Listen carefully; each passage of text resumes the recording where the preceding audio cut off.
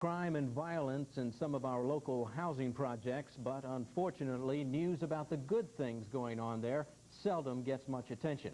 Tonight, in our People Who Care segment, we meet a young man who's trying to change all that. When Larry Veal was growing up in Indianapolis, Indiana, he was involved in gangs and constantly in trouble. As a result, he was eventually kicked out of school.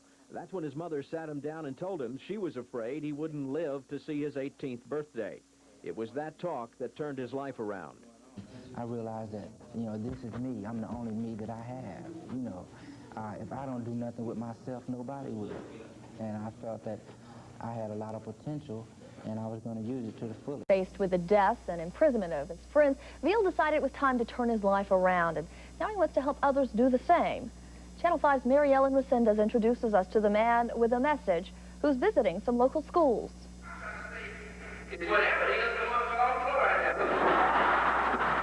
He made them laugh with his stand-up comedy, but he also made them think. Motivational speaker and comedian Larry Veal. What made you want to take this message to young people, use what happened to you to help others? Actually, it was a commitment that I made to God. For real. I was like in the hospital. I'm like, listen, God, if you get me through this, I'm going to make sure that I could go out and do everything I can to help other young people do the same. So, I mean, you see that there's a lot of trouble out there still. A lot of kids dropping out of school, fighting. We as adults are not really as committed. I think a lot of times we sit back and watch something happen and we think that it's supposed to happen. You know, how they do statistics and stuff. Or we sit back and we see these 13, 14, 15-year-old kids committing crimes and we address it by one. Before you get in trouble. Larry Veal leads the organization. They spent $9,000 to buy the home and will spend more than $50,000 to renovate it. I grew up in this area, been in gang fights and things, have a metal plate in my mouth now and scars from the streets, but God blessed me to get through, and we just want to bless others. They're calling it Hope House.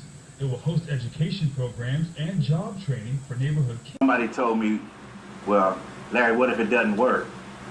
And I heard that a lot. They said, what if it don't work? And the only thing I can say to them is, what if it does? On the near north side, Naomi Peskovitz, Channel 13 Eyewitness News. Which would you choose, the promise of fame and fortune or the opportunity to influence a generation? That was the dilemma facing a Metro Atlanta man nearly 2 decades ago.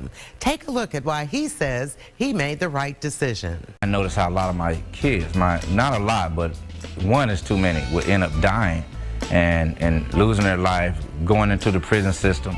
And I thought that there needed to be a lot more done to address that. Veal had a choice: pursue comedy full-time or protect and nurture a troubled generation. Sometimes I thought about just killing myself because I didn't know what to do.